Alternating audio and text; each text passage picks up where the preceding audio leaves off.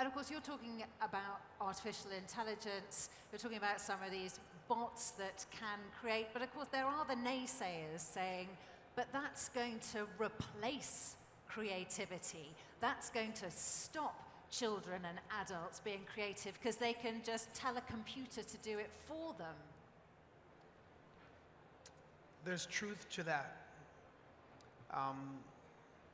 But I'm an optimist and I believe in the true creative.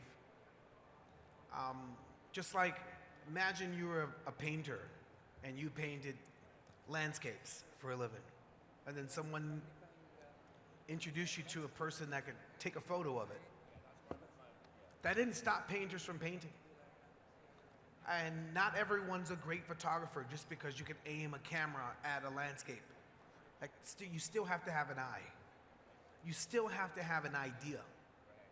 The computer is awesome. And yes, it's going to be able to create some things. But a human with a big imagination at the helm, guiding, bantering, ping-ponging, editing, you're going to have tomorrow's James Camerons times 1,000.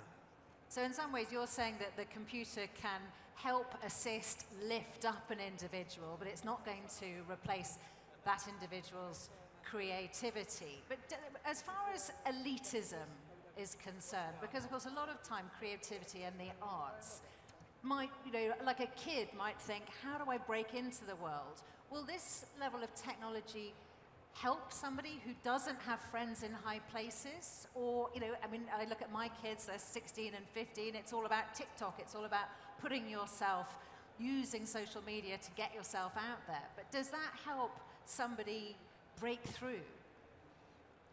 No, it's going to be super crowded. Humans competing against humans is noisy. Now humans, competing against machines, it's going to be noisier because the machine is going to be able to compete on 15 seconds TikTok because the bar of awesome is so low. So it isn't like the stuff that people are consuming is Stevie Wonder, Lionel Richie, Prince, A grade, the highest of human imagination. That's not what, there's some pretty cool stuff out there, but it's not like that. So the bar is so low, so that means the machine is going to be able to, spit out a whole bunch of random okay stuff.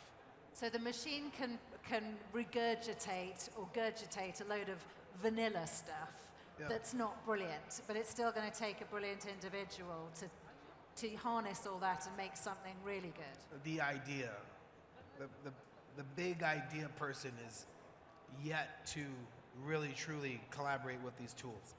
There's some amazing things like Midjourney.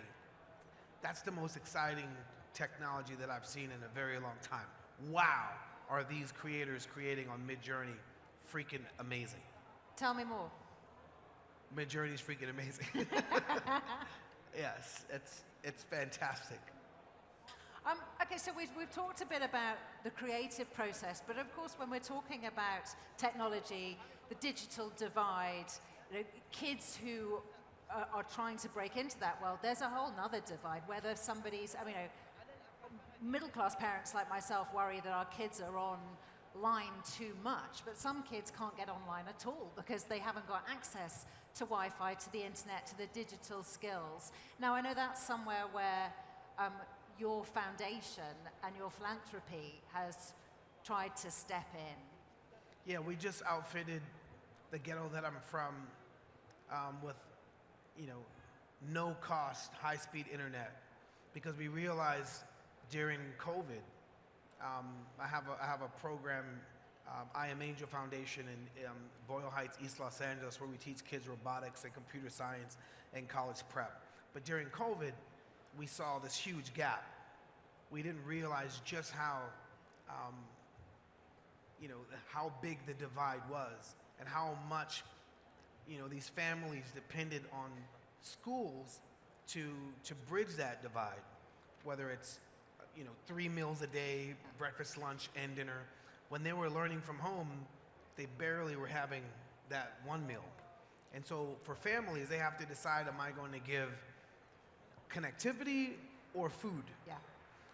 So we realized that at the foundation, and we just provided no-cost, high-speed connectivity for the neighborhood so that the kids and the families can not only learn, but they can, engage in, the connectivity that we provide for them with the schools, gaming. A lot of times people frown on gaming, but gaming is an industry as well.